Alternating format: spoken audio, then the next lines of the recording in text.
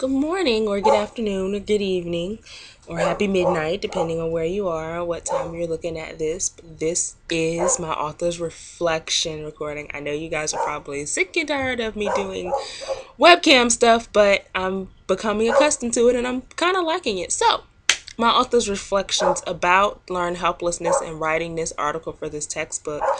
Wow, I have to say it was a lot of fun.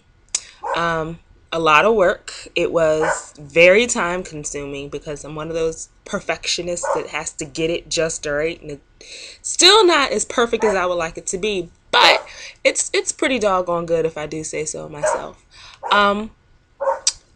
It made me, while I was writing this article, it made me think about some of the experiences that I went through, and it made me think about some of my past failures and being able to recognize why I might have done some of the things that I've done. You know, when you're young, you don't always know what's going on. You just know something is wrong, or you know that you're angry, you know that you're mad, you know that you're frustrated, but you don't really know why. You can't really name it. So I can honestly say that I can think of quite a few times where I had a case of learned helplessness, and now that I'm older and I've gone back to school, I can overcome it. I can recognize what's going on, and it makes it easier to deal with, and recognizing that, okay, this is just a case of learned helplessness. I can totally squash this. you know some things may be harder than others. As I was also doing this article, I began to think beyond doing education, and how learned helplessness is not only affecting our education status, it's affecting our living status. People who are in low income housing, and I have an interview about that talks a little bit about that I did,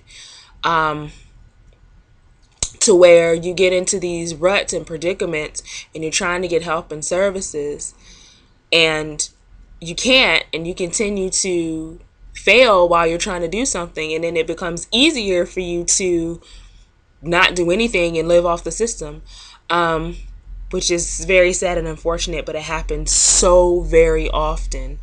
You have learned helplessness with people who have money and can get whatever they want, and the minute they can't get what they ask for, they fall apart.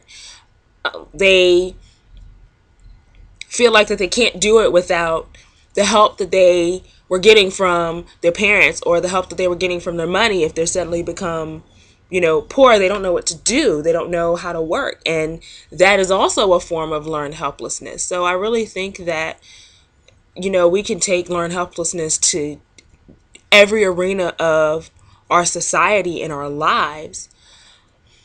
Having said that, parents are not the only ones, of course, that come across children of school age. You also have social workers. You have not caregivers, but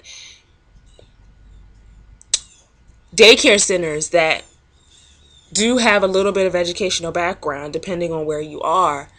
So my question is, who else can be held somewhat accountable for inducing learned helplessness or preventing learned helplessness? Is it solely on the parents? Can it be attributed? We already know that it can be attributed through teachers, but how about the government? What's their role? Or maybe other peers that are around them. Do they have a responsibility for learned helplessness? Do other parents have a responsibility for other children's learned helplessness? Parents can say some hurtful things to other children. So that's my question to you. Who else can be held accountable, or somewhat accountable, for learned helplessness? Or is it just based on one group, and what group is that? I hope that gets the wheels going in your head, and to see it beyond a limited scope, and to really see how our world is actually connected, and every subject is connected, and every thought and every theory is connected. So think about it. Hopefully I get to see or hear you guys' responses. God bless, and see you all later.